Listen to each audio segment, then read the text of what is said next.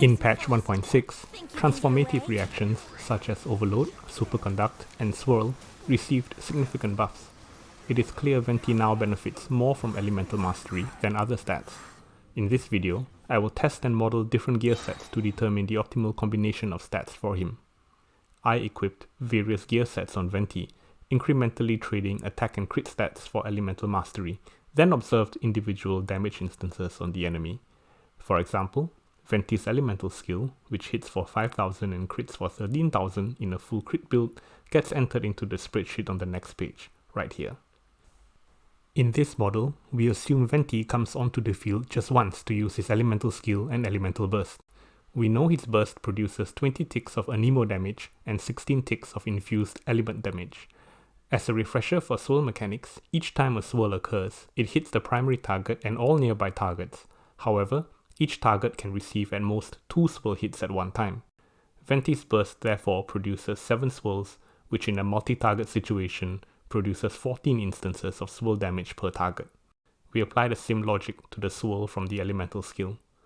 As a note, the crit rate here takes into account the 15% crit rate from Cryo Resonance, since this is a freeze team. Also, it goes without saying, Venti is using the Viridescent Venera set. As you can see, the first Venti build is full crit, using Viridescent Hunt, and does a total of 79,000 damage. The second build I tested is a hybrid build, using Stringless rank 1 and swapping the Anemo Goblet for an Elemental Mastery Goblet. This does a total of 95,000 damage. The third build I tested additionally swaps the Attack Sands to an Elemental Mastery Sands. This does a total of 99,000 damage. The fourth build I tested goes all in on EM, swapping the Crit Helmet to an Elemental Mastery Helmet. This also does a total of 99,000 damage. It looks like full EM is the strongest build in this situation. All these tests were done on a multi-target situation with no buffs. However, in a freeze Ganyu team, we usually have 2 types of buffs available: 20% cryo damage from Ganyu's burst, and 54% increased damage from Mona's burst. These buffs only affect direct damage multipliers, and have no impact on swirl damage, so this disadvantages EM type builds. Under these conditions, the hybrid build comes out ahead.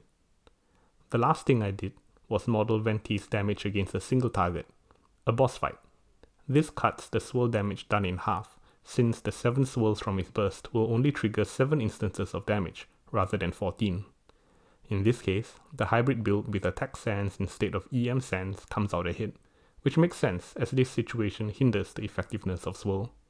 Comparing all 4 builds in 3 different situations, we see that a pure attack and crit Venti is definitely not his optimal build anymore. Each of the 3 builds with the stringless I showed win under different conditions. The swirl damage contribution ranges from about 50% to almost 70%, depending on the gear set. A major limitation of this methodology I would like to disclose is the fact that the substats on these item pieces are beyond my control. If I had better substats on my pure EM build, it would boost its damage by about 3 to 4%, putting it just barely ahead in the multi-target with team buff scenario, but it would still lose in the single target comparison. So, in conclusion, Stringless is Venti's best weapon. Elemental Mastery is Venti's best stat right now, but like all stats, is subject to diminishing returns. Once you get over 500 Elemental Mastery, a Crit Helm or EM Helm is close in value.